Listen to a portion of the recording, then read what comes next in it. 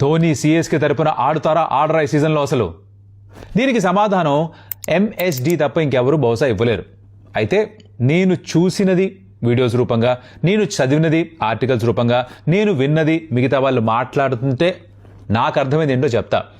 ఒకవేళ CSK play of రేస్లో ఉంటే, అన్ని మ్యాచ్లు గెలుస్తూ ఉంటే తను ఆడకపోయే అవకాశాలే ఎక్కువ. ఈ does not want to disturb the team combination as long as the doing well and winnowing. ఒకవేళ కనుక ప్లే ఆఫ్ రేస్ నుంచి తప్పుకుంటే అప్పుడు వచ్చి ఆడే ఛాన్స్ ఉంటుంది. సో ఈ సిఎస్కే ఎల్ఎస్జీ గేమ్లో ఆడకపోయినా కూడా 18th ఎస్ఆర్ఎస్ తోటి ఒక లాస్ట్ హోమ్ గేమ్ ఉంది. ఒకవేళ ప్లే ఆఫ్ రేస్లో లేకపోతే ఆ మ్యాచ్ ఆడే అవకాశం ఉంది అని టాక్. నిజమో కాదో తెలీదు, కానీ ఈ లాజికే నిజం అనుకుందాం ఫర్ సెకండ్. ఇలా అయితే ధోని ఆడాలి అంటే సిఎస్కే ప్లే ఆఫ్ రేస్ నుంచి తప్పుకోవాలి.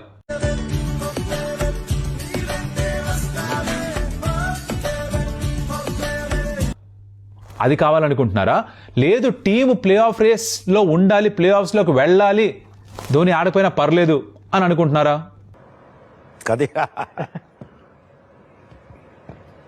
కామెంట్లో చెప్పండి.